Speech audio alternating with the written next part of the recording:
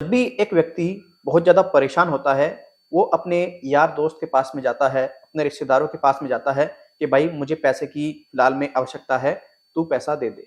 आज से 10-20 साल पहले या फिर 30 साल पहले की बात की जाए, तो जो यार दोस्त, परिवार वाले रिश्तेदार होते थे, वो आसानी से पैसा दे देते थे।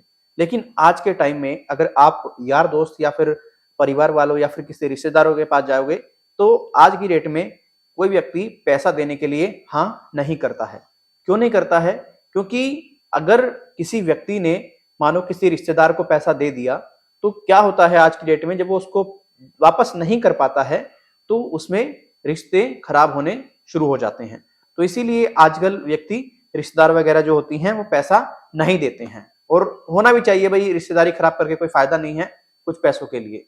ये मामला बहुत ज्यादा दिक्कत में है। अब देखिए, अभी बैंक और एनबीएफसीज आ चुके हैं। ये पूरे तरीके से व्यक्ति को पैन कार्ड, आधार कार्ड और केवल सेल्फी के बेस पर कुछ लोन देने का काम कर रहे हैं। कुछ प्रॉपर डिटेल्स कलेक्ट करके लोन वगैरह देते हैं। अब जब व्यक्ति इनसे पैसा लेता है, अपनी जरूरतों को पूरा करने के लिए लेते हैं। कुछ व्यक्ति ऐसे हैं जो कि जब परेशान होते हैं, बहुत ज्यादा उनको पैसे की आवश्यकता होती है, वो उसके लिए लेते हैं। यानी कि कुल मिलाकर के कोई व्यक्ति किसी यूज के लिए लेता है, कोई व्यक्ति किसी यूज के लिए लेता है। अब डिपेंड करता है किसी व्यक्ति ने किस यूज के लिए लिया है।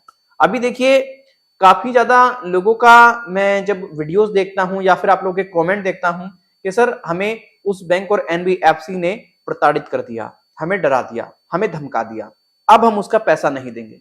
भाई क्यों नहीं दोगे यार? एक बात तो बताओ, उसने आपकी जरूरत के टाइम पर आपको पैसा दे दिया, समझ रहे हैं ना? तो उसने तो एक बहुत बड़ा उपकार कर दिया, भले ही वो इंटरेस्ट लेकर के पैसा क्यों ना दे रही है।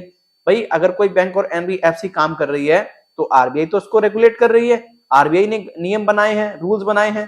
तो अगर आप पैसा ले चुके हैं, तो आपका पैसा देना कर्तव्य है, आपको देना चाहिए। सीधी बात तो ये है। अगर आप पैसा नहीं दे पा रहे हैं, आपकी कोई परेशानी है, तो आप अपनी वर्डिक्ट कुछ इस प्रकार से रखोगे कि देखिए, अभी फिलहाल में मेरे पास में पैसा नहीं है, बट मैं आपका पैसा रिटर्न कर दूंगा, आप मुझे थोड़ा वक्त और दो। लेकिन जब एजेंटों की बात की जाए, रिकवरी एजेंटों की बात की जाए, उससे तो आप ये वर्डिक्ट अपनी रख सकते हैं कि हाँ भाई, मैं पैसा नहीं दे रहा, बता क्या करेगा तू। लेकिन कभी भी किसी भी एनबीएफसी को आप ये ना कहें, क्योंकि यार एक इंसानियत नाम की भी कोई चीज होती है। आज तो आपको चलो इंटरेस्ट देकर के भी पैसा मिल रहा है, लेकिन अगर यही चलता रहा ना, तो आने वाले वक्त में आपको पैसा मिलना बहुत ज्यादा मुश्किल हो जाएगा। समझ रहे हैं? कोई किसी की मदद नहीं कर पाएगा, कोई किसी की हेल्प नहीं कर पाएगा। तो इस चीज को थोड़ा सा आप बेहतर करो। और देखो, एक बात आपको मैं बता दूं क्लियरली, आपको कोई नहीं बताएगा और आप में से काफी ऐसे व्यक्ति होंगे जो जानते भी नहीं होंगे। देखिए, बैंक और एनबीएफसी कहां से पैसा लेकर के आ रही है? भाई बैंक और एनबीएफसी के पास में भी तो पूरे तरीके से जो पैसा है वो आप लोगों का और हम लोगों का ही होता है। उस पैसे को बैंक और एनबीएफसी कैसे मतलब मैनेज करता है, पैसे से पैसे बनाता है।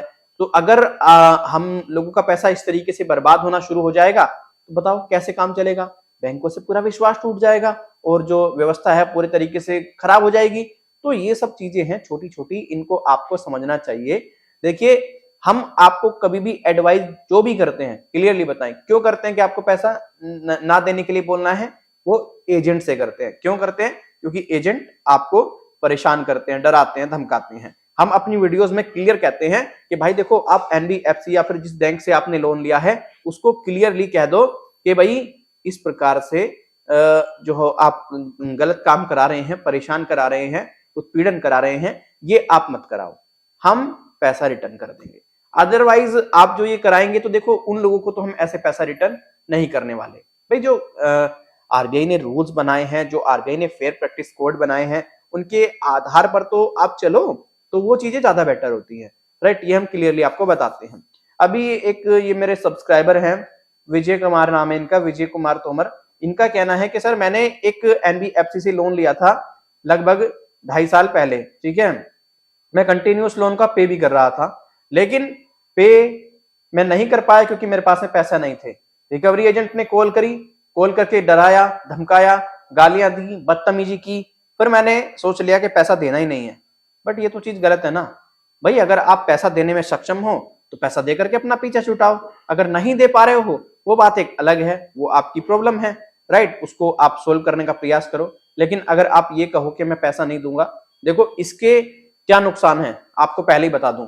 अगर आपकी ये बात बैंक और एनबीएफसी के पास में ऑन रिकॉर्ड चली जाती है तो बैंक और एनबीएफसी क्लियर क्या कर सकते हैं, कानूनी रूप से आपके ऊपर केस कर सकते हैं कि देखो जब जरूरत थी तो इसने हमसे पैसा ले लिया, अब ये हमारा पैसा देने से इनकार कर रहा है। तो आप अगर बैंक और एनबीएफसी को ये क्लियर कहते हो कि जो उखाड़ना है उखाड़ लो, मैं पैसा नहीं दूंगा, तो आपका जेल होना निश्चित है।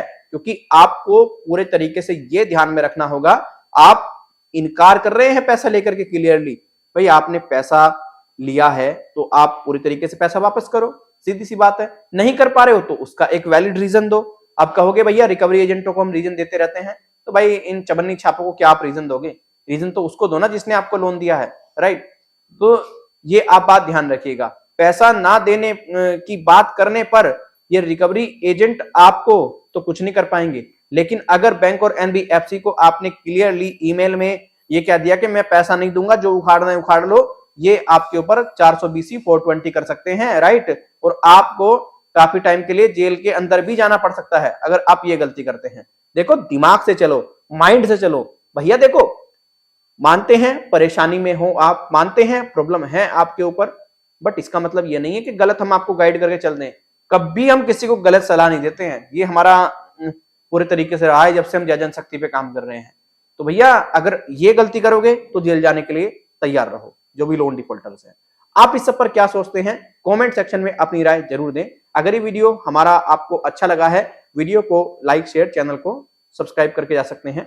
और किसी प्रकार का कोई सुझाव देना है ईमेल और कमेंट्स के माध्यम से, और जो हमारे सोशल मीडिया अकाउंट्स हैं जैसे एक्स, इंस्टाग्राम, उसके माध्यम से हमें आप दे सकते हैं। अब आप में से काफी व्यक्ति ऐसे होंगे जो परेशान हैं, डरे हुए हैं, घबराए हुए हैं, टेंशन में हैं, उन्हें कुछ समझ नहीं आ रहा वो क्या करें, कैसे इन रिकवरी एजेंटों को डील करें। तो वो व्यक्ति वीडियो भी देख सकते हैं, हमारी बहुत सारी वीडियोस हैं। अगर इंस्टेंटली हमसे बात करना चाहते हैं तो देखिए हमने आपके लिए एक पेड सर्विस शुरू की है। आई रिपीट, एक पेड सर्विस शुरू की है जिसके लिए आपको हमें चार्ज पे करना पड़ता है। अब डिपेंड करता है आपकी परेशानी किस प्रकार की है, उसी हिसाब से आपको चार्जेस हम लोग सजेस्ट करते हैं, राइट।